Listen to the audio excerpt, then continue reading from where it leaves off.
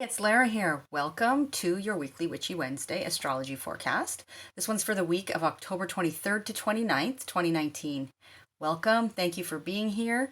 I so appreciate it. We're going to talk all about the new moon in Scorpio that's happening on the 27th or 28th, depending where you live. And the fact that it's full-on Scorpio season as of today. The sun this afternoon moves into the sign of Scorpio. And so by the time you're watching this, the sun will be in Scorpio. It's been a really busy day around here, and so I'm trying to squeeze this video in between all kinds of other things going on. So I probably won't get it up until a little bit later. But so happy birthday to all Scorpio sun signs. And this is your season. And it is a pretty profound one. It's there's a lot of energy in Scorpio right now, and it will be there for a while. And then of course we have Pluto, the ruler of Scorpio, the modern ruler of Scorpio. Mars is the ancient ruler, right? The older ruler of Scorpio. But when Pluto was discovered, it was assigned to the sign of Scorpio. And so because we've got this Saturn Pluto conjunction coming, right? You knew I was going to say that. This energy is kind of, it's there. It's really there. This scorpionic, Plutonian energy. So we're going to talk more about that today. Some other things that are happening around this time, and in relation to the new moon. And before I do that, I just want to tell you about a couple of things. So in hopefully before Samhain, before even the new moon, I'm crossing my fingers, I will have a new offering for you that you can get over at my website, and it will be absolutely free. And it has to do with the moon. So that's all I'm going to tell you for now. But I'll let you know. I'll announce when it's there, when it's available for you. I'll probably, in all likelihood, unless it doesn't happen before next Wednesday, I'll announce it on Facebook and Instagram first. So there's a link below to both of those. You can go and follow along. So make sure that you don't miss that. But so that's what's going to be happening. I got that for you. And also, I'm doing some tweaks to my website. You've heard me talking about this. It's been a long time coming, but gradually those are starting to roll out. So on my website, if you go to the, to any page, there's a bar across the top, right? And the menu bar, and you'll see something called support the work there.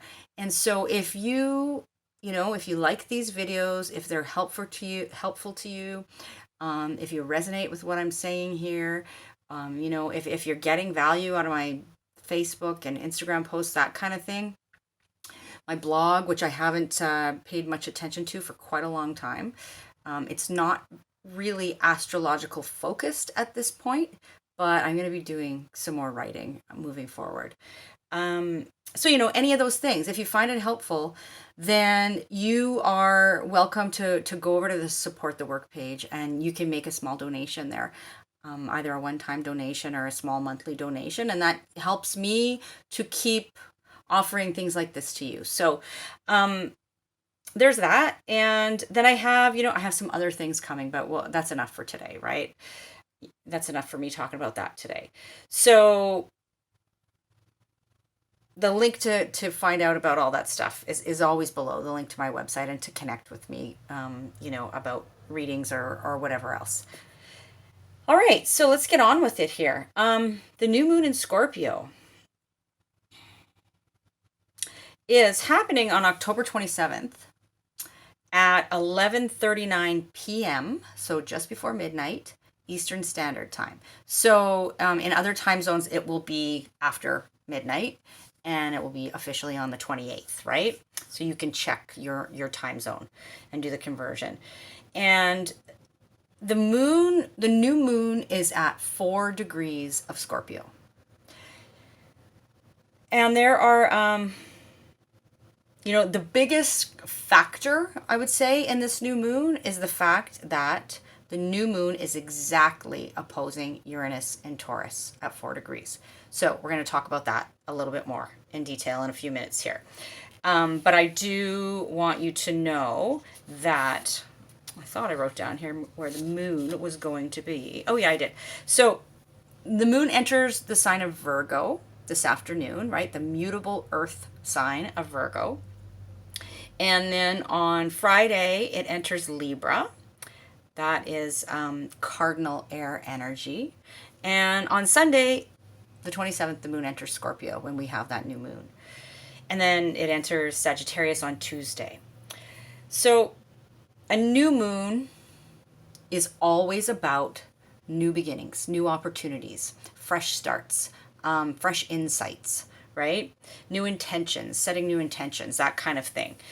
And an opportunity for starting over if, things aren't, aren't going your way kind of thing. And you want to start something new. And that could be anything from a new project to, a new a new health routine. It could be a new way of communicating. It could be, you name it, anything. It could be anything. And it sort of depends on where it falls in your chart, right? Which we'll talk about in a little bit here. But the key word for Scorpio is intense. Scorpio is all about intensity. It's about wanting to merge, right? And really go to the depths. It's about intimacy.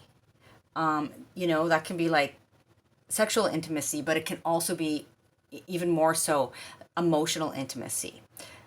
Scorpio is about our deep desires and our obsessions and compulsions and, our issues around power and control. Scorpio is very sort of plays its cards close to his chest, right? And there's power in that. There really is. So we're going to talk a little bit more about Scorpio in a minute, but as I mentioned to you, this new moon is exactly opposite Uranus and Taurus. You know what? I'm going to show you the chart right now before we get into this, before I forget, because I've done that a couple of times in the last few weeks, and then we'll carry on. So here's the chart for the new moon, right? Which is this is for November 27th at 11:39 p.m. So at the time of the new moon, we will have all this energy that's transitioned into Scorpio now, right? The sun will be there and the moon at 4 degrees. They're conjunct right beside each other. Venus is there at 24 degrees and Mercury is there, moving to the end of the sign. However, on Halloween or Samhain, the 31st, Mercury stations retrograde. So it's going to be in Scorpio for a while. And I'll talk about that next week. We've got Mars here in Libra, right? And remember, we talked about Mars made an official square to the nodal axis. That was last week's video. So that energy's still reverberating. And not only that, but Mars is squaring Saturn exactly at 12 degrees at the time of this new moon. So I'll speak to that briefly as well. There we have Uranus and Taurus, right, at 4 degrees, exactly opposite the new moon.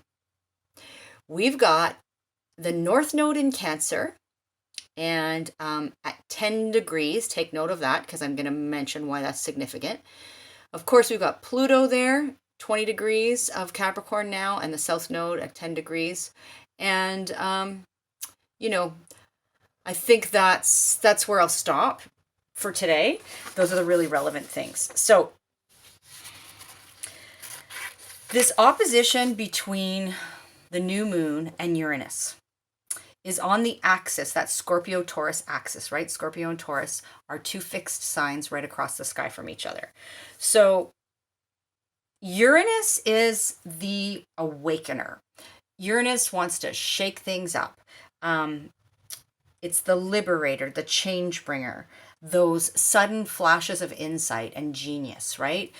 Uranus, it disrupts the status quo.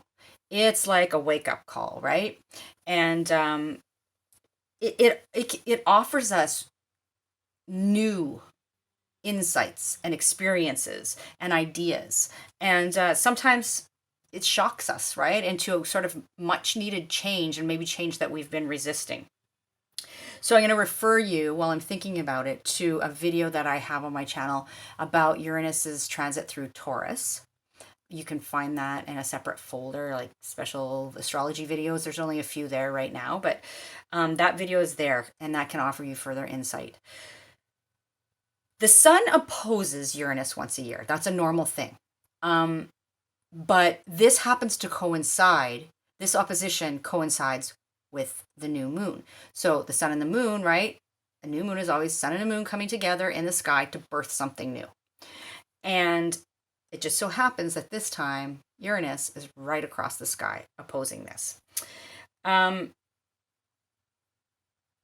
Both Taurus and Scorpio have to do with our resources and security on some level, right? Taurus is sort of interested in putting down roots, in creating stability and security, in the material world. And then Scorpio is interested, like I said before, in merging with another to build that security and that intimacy, and also really the psychological security more than the material security. Although, Scorpio is a money sign too. It is related to that. Because in many ways, those two things are connected oftentimes in our society in particular, right? Money and security. So, but ultimately, on a higher level, this is the axis of form, which is Taurus, at home in the second house, right? So material, physical form, versus transformation, which is Scorpio, 8th house. And, Taurus reflects our natural world, literally our earth.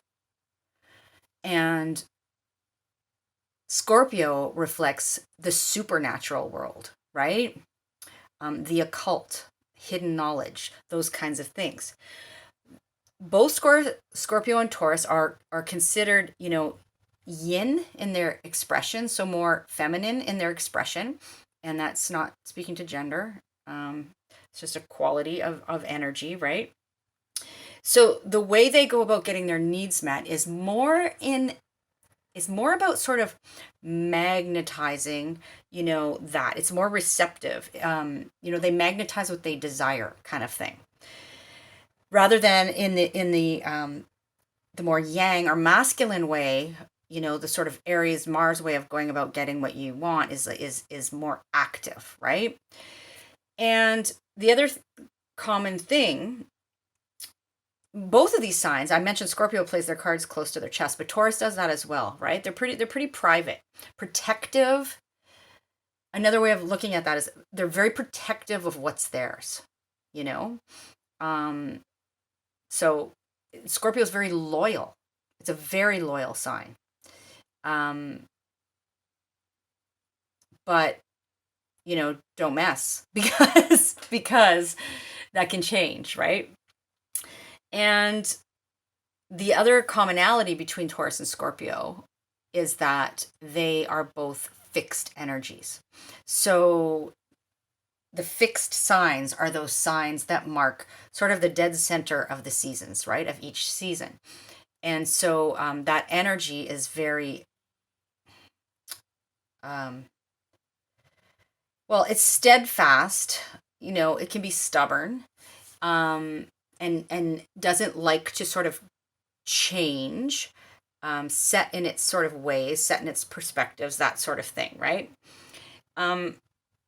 But stable, fixed energy, is stable.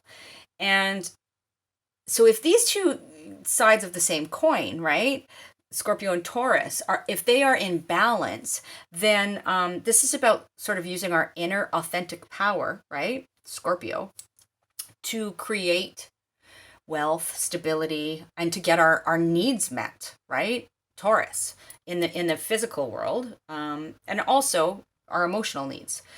So Uranus in Taurus opposing the new moon, to put it simply, it can sort of bring a jolt to particularly to the area of our charts that this is happening in, right?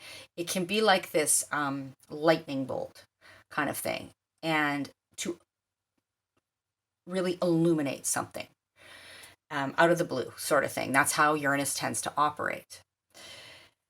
So along with this opposition, we have, at the time of the new moon, we have Mars in Libra squaring Saturn in Capricorn, right? So I already mentioned that when I was showing you the chart. This is happening at 15 degrees. So last week we talked about Mars squaring the nodal axis. I won't repeat that here. You can go back and listen to that if you're so inclined. It's relevant because this is all energy that, like, it's not something that's just happening and then it's over, right? We are continuing to deal with this as we build towards 2020.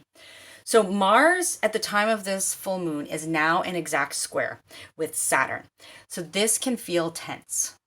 There can be some tension. A square is a conversation of tension, right? A 90-degree angle, something's got to give. And we need to take action to resolve that tension. Or, I've said this before, it's kind of like the energy implodes or explodes. That's sort of, and it can feel like a real struggle. There's a lot of work involved in resolving a square, that tension there. It's, you actively have to do something about it, especially when Mars is involved. So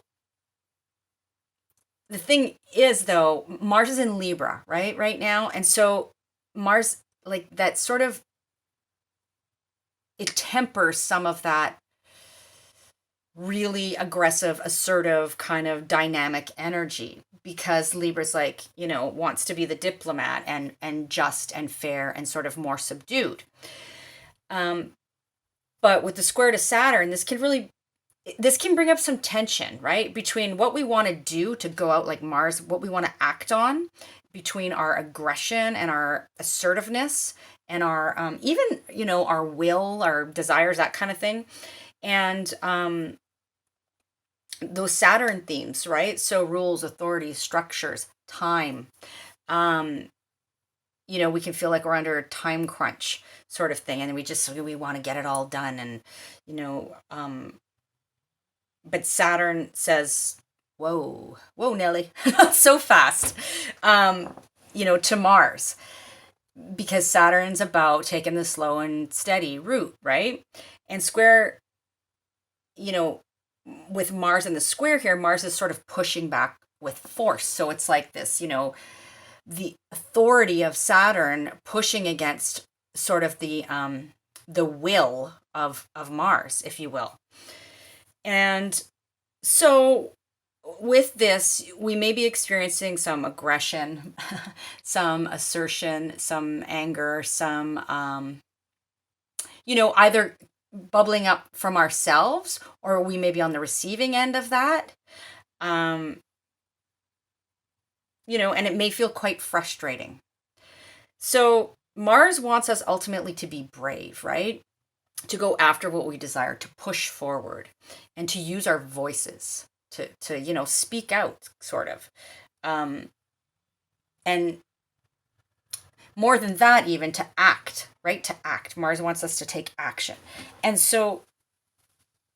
Saturn sort of scolds us for not being mature, right? Or not being responsible, for taking shortcuts and all of that. So these are the two energies that are in tension. And it's good to be mindful of that. The other thing going on, there's lots more I could say about that, but we got to get on with it here. The other thing going on is Saturn is opposite the North Node in Cancer. So, not only squaring Mars, but opposite the North Node. So, which means it's conjunct the South Node, right beside the South Node. So this Saturn is kind of making it a bit difficult to let go of the past, perhaps. at least without dealing with it first. Like Saturn says, you have to do the work, right? You're not getting off that easy. So that's what we have to do. There's no shortcuts with Saturn. And I might have just said that twice. I don't know. My brain is firing quickly today. This Saturn conjunct the north, or opposite the north node and conjunct the south node, it's really karmic, right? Saturn is the lord of karma, and he's meeting up with the south node, which represents our past, our default mode of operating, that kind of thing, and what we need to release. And it may be time for some of us to kind of, pay the piper in some ways, right? To deal with past karma in a sense. And others of us, it might just take an effort to let go of the past, to let go of what's no longer working for us, and that's not easy. And especially with Saturn there, right? It can make it difficult. But Saturn says that if we do the work, we reap the rewards. So keep that in mind. And the past might be really churned up at this time, right? And that's not happening to punish us. It's happening to allow us to make it right, to make amends, to make peace with it, to heal from it, to move on from it, to acknowledge it, all these kinds of things, right? And then the last thing I'm going to say before we dive into the new moon, a little bit more about that, and then speak to it through the signs. The north node, remember I said to you when I showed you the chart that the north node is at 10 degrees Cancer. Why is this significant? Well, because back in July, on July 3rd, we had an eclipse in Cancer. And so this eclipse point is being triggered because that eclipse was at 10 degrees. So the node is moving back and moving over. The north node is moving over that eclipse point. And so whatever that eclipse spoke to for, in our lives, that may be activated at this point in time as well, right? And so the nodes are really are active right now, definitely, right? And that's our destiny line, right? As I've said to you before, Mark Jones calls it. So a lot around those themes can be coming up for us. The new moon in Scorpio, again, 4 degrees in the sign of Scorpio, on the 27th. First off, if you've not heard me say this before, I'll say it again. Scorpio has 3 symbols really associated with it. So there's kind of like 3 levels of or manifestations of Scorpio energy. And those are the scorpion, obviously, which is what we usually equate Scorpio with, right? That's usually the symbol we see for Scorpio. It's the scorpion, or sometimes the serpent, not as much, but the scorpion. And so that's that energy. Scorpio in scorpion mode is the energy of Scorpio that's sort of at the lower vibration, right? That can be about lashing out and, being in constant stress mode, attempting to control others or the situation, holding your power over others, playing the role of the victim. It can be even, resorting to or reverting to our obsessions, right? Our compulsions, like getting really caught up in that to a point of darkness even. Then Scorpio is also the phoenix rising. The phoenix, as you've heard me say before, the phoenix has to burn up first, right? That's the part that sucks. The phoenix has to burn up before it can rise from the ashes. But this is a very alchemical process. And it's that energy of transmutation and transformation that Scorpio is often associated with. And so the key when we're dealing, in this scorpionic mode of operation is really to allow that process, right? That process of the phoenix burning up and rising from the ashes, to allow it to happen and to not fight it. And, to engage your authentic power, right? Which, as we know, comes from inside of us, not from an external source. It's not about lording power over other people or allowing them to lord it over you, right? It's not about that. It's about authentic power. And then lastly, the last symbol that a lot of people don't even realize is associated with Scorpio is the eagle. And the eagle is that Scorpio energy that is associated with enlightenment and wisdom and higher consciousness. And like I think of it as gnosis, right? Just this knowingness. And the eagle, if you think about the eagle flying so high in the sky, has a bird's eye view of everything, and it can see all the details, right? And from a higher vantage point than other beings or creatures. And it has this capacity to really hone in and to focus, right? And that's like that fixed energy when the eagle can really, really hone in from a bird's eye view on the target. That's powerful stuff. So those are the three symbols associated with Scorpio. And at the time of this new moon, we get to decide what's it going to be, right? For us. How are we going to operate from? Maybe a little bit of all three. Who knows? But ultimately, this new moon, it's a really, really powerful energy for transformation, for alchemy and transmutation. And with Uranus there, we may get some surprises. It's kind of, Scorpio's very associated with magic, and it's like abracadabra with the Uranus influence there, right? Which is a word that we think of as kind of silly and funny, but it's actually an ancient word. And I can't remember the exact translation, but it means something like, as I speak it, it's created, or something like that. I can't remember exactly, but I'm paraphrasing there. But that whole idea of, creating magic. And so this new moon is associated with really the initiation, right? New moon. So it's new. It's a newness on some level of deep, liberating, perhaps shocking, sudden transformation. And an image that sort of came up while I was thinking about this, it's kind of like, it's like with the Uranus involvement there, right? And the nodes being involved too.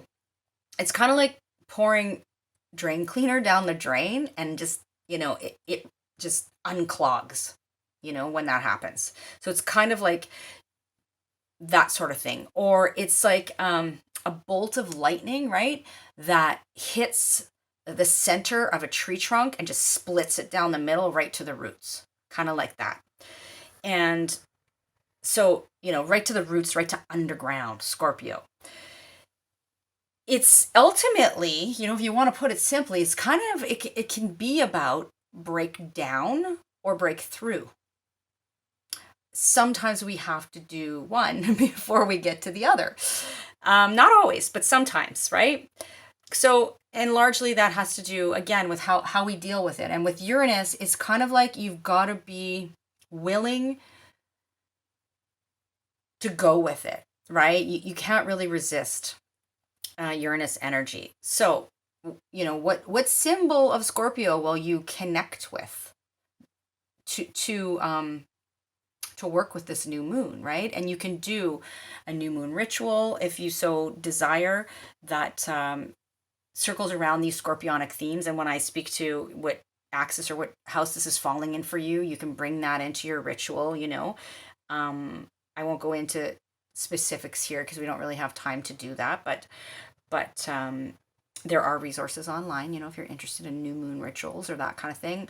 Ultimately, I encourage you to explore those things, but when you're doing ritual and magic and that kind of thing, I mean, at least when we're talking from a witchy perspective, if you will, it's really about doing what what connects with you, what resonates with you, what feels right to you. So get ideas and examples and stuff like that. And maybe when you're just, setting out on this path, you follow somebody else's kind of guide, and that's awesome. But eventually you might start making adjustments or doing things your own way, and that's encouraged. So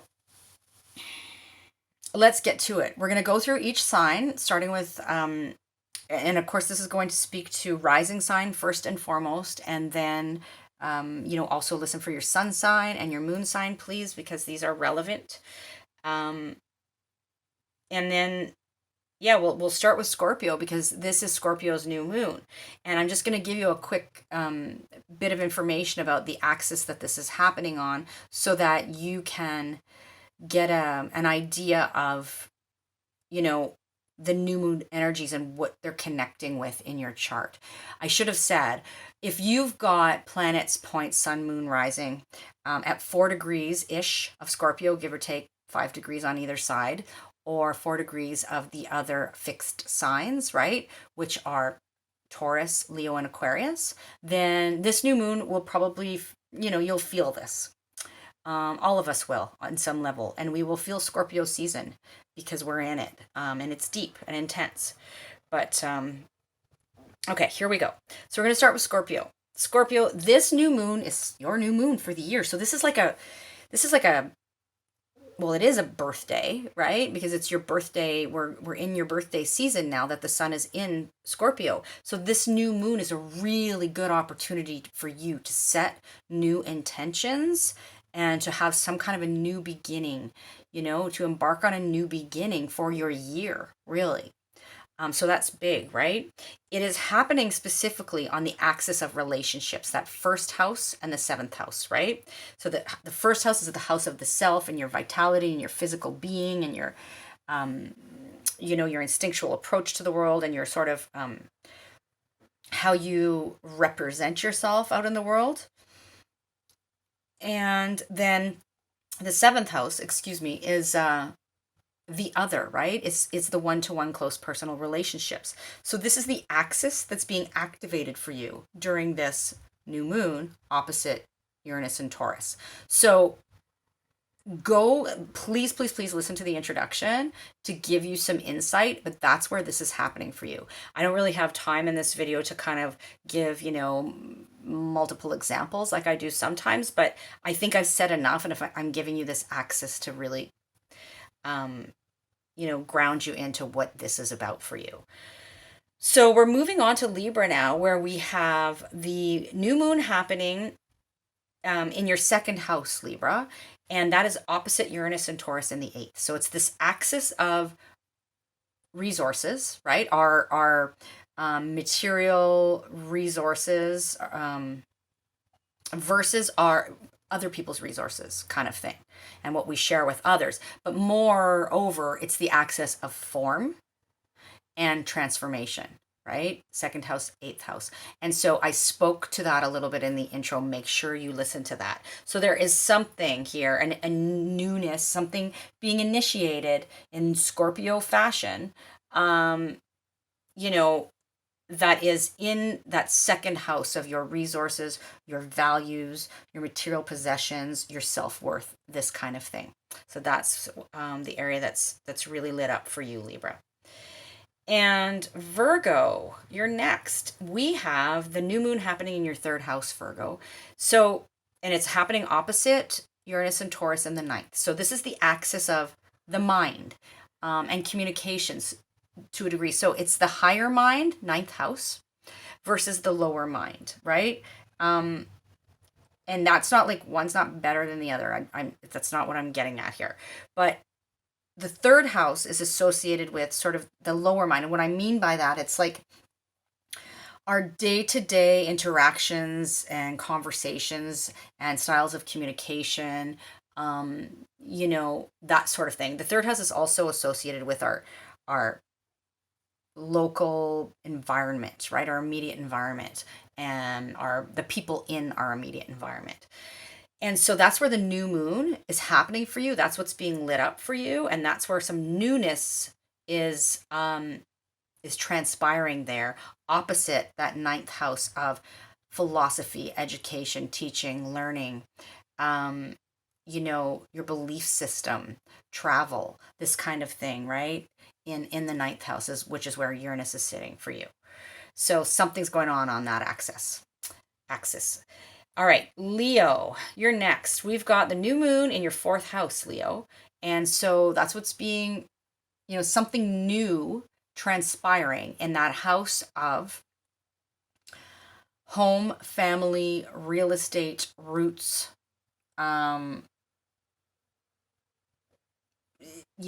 ancestral heritage kind of thing, emotional security, the mother figures, women figures in your life. And then opposite the 10th house, which is where Uranus in Taurus is, right? 10th house is our public life versus the fourth house is our private life. It's this axis of public versus private, right? And the axis of parenting, the divine mother, that's the fourth house, versus the divine father, home to Capricorn, the 10th house. I also think of this as the house of legacy in the sense that the fourth house is the legacy it's like your private legacy, right? That you leave to your family. Like I said, that, and what you've inherited from your ancestors. And then the 10th house is like your public legacy, or what you leave rather than what you've taken on from the past. That's the way I kind of see this. And so the new moon in the fourth, something, new is transpiring there, and there's some kind of jolt from that 10th house happening. So listen to the intro for more details about that. Next, we have Cancer, where we've got the new moon happening in your fifth house, Cancer, and opposite the 11th house, right? Uranus and Taurus in the 11th. So this is the axis of like individual creative expression. That's the fifth house, like what we create, and versus sort of collaboration, right, with the group. And it's like what we create as individuals and how it contributes to the whole, the 11th house, and our vision to the, for the future, the 11th house. So that's the axis that this is happening on. But the fifth house is where the new moon is happening, which is about your individual creativity and your children and children you're associated with, and your what sparks joy for you. And so that's where this Scorpio new moon is going on for you, Cancer. Next we have Gemini, where we've got the 6th, 12th house axis being lit up for you, Gemini. So specifically the new moon is happening in your 6th house, right? Of sort of the daily routine, the daily grind, your issues around health and wellness, how you are in service. It's the axis of service in many ways, this 6th, 12th house axis. And it's like, I prefer to refer to it as like the axis of practical magic, because these 6th and 12th houses are the Virgo Pisces axis, right? And I think of that as the axis of practical magic. So, but it's like our physical wellness, 6th house, versus our spiritual wellness and mental wellness to a degree, right? 12th house. So the new moon lighting up that 6th house and may receive some kind of jolt, abracadabra, from, Uranus and Taurus in the 12th house. Moving on to Taurus now. Taurus, this is where, Uranus is in your sign right now, so no doubt you're feeling that. But Taurus, this is happening on that axis of self and other, right? Specifically, the new moon is happening in your 7th house of the other, of one-to-one close personal relationships. of all kinds, but they're close relationships. And so there's something new and deep on offer there, this being in Scorpio, right? All those Scorpio themes that I spoke of in the introduction. And there is a jolt coming from your first house of self. So, something, it may be initiated by you, something that impacts this, new moon. You take action, sort of surprising action, out of character action, right? Uranus. And something new begins in your seventh house of relationships. That's a possibility. So that's for you, Taurus. I'll leave you with that. And we're moving on to Aries now, where we've got the new moon happening in your eighth house, Aries, which is the home of Scorpio. So double Scorpio. And it's happening opposite the second house, right? So it's that axis, like I've mentioned it a couple of times already, a form, second house, versus transformation, right? Eighth house, axis of our resources, our personal resources and shared resources. And so the new moon specifically is happening in your eighth house, which has to do with transformation, rebirth, that phoenix rising from the ashes quality.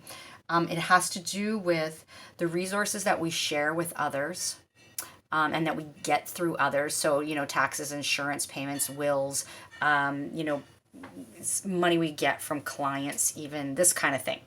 And so something new and deep is happening there, but it may be impacted by this Uranus energy across the sky in the second house, which is your personal resources and values and worth, right? So that's the axis at play at the time of this new moon for you, Aries. Moving on to Pisces, we've got the new moon happening in your ninth house, which is the house of the higher mind, and involves things like our philosophies and belief systems and teaching and learning and higher learning and travel and what we learn from other cultures and that kind of thing. And then that is so something new on offer there, Pisces, in a true sort of deep Scorpio fashion. And the jolt is coming from across the sky from the third house of your daily, your immediate environment and the people in your immediate environment and your ways of like exchanging messages and communicating and the way you speak and think and these kinds of things, right? So that's what's going on for you, Pisces, that higher mind, lower mind interplay. And next we have Aquarius.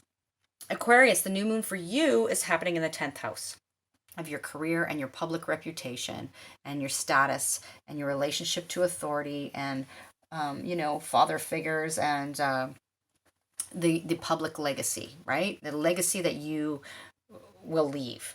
And that's across the sky from Uranus and Taurus in the fourth house. So that's where the jolt is coming from. Home, family, place of living, real estate, what your ancestors, what you've inherited from your ancestors in a way, through the family lineage kind of thing. So that kind of thing. But that new moon in the 10th house suggests that some newness in that 10th house area, right? Moving on to Capricorn. We've got the new moon happening your 11th house, Capricorn. So, and it's opposite the 5th house, right? So this is the axis again of sort of the group and collaboration, and vision for the future, which is 11th house, where the new moon is happening, versus what we create individually, right? And including our children and what sparks joy for us. And so the new moon in that 11th house suggests there is a new opportunity on offer for you there. And there may come a surprise from Uranus and Taurus in the 5th house. So a surprise through something you do for fun and enjoyment, a surprise through something regarding a child, that kind of thing, right?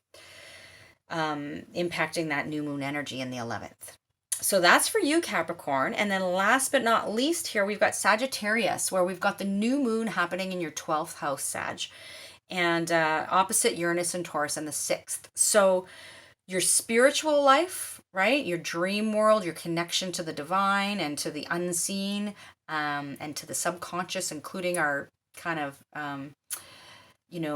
our habits that self-sabotage, like our self-sabotaging behaviors, that's all 12th house. So that's where the new moon is happening. There's an opportunity here for something new to transpire in those 12th house themes. And then the sort of jolt of lightning is coming from Uranus and Taurus across the sky in the 6th house, your daily routine. So maybe your daily routine gets shaken up.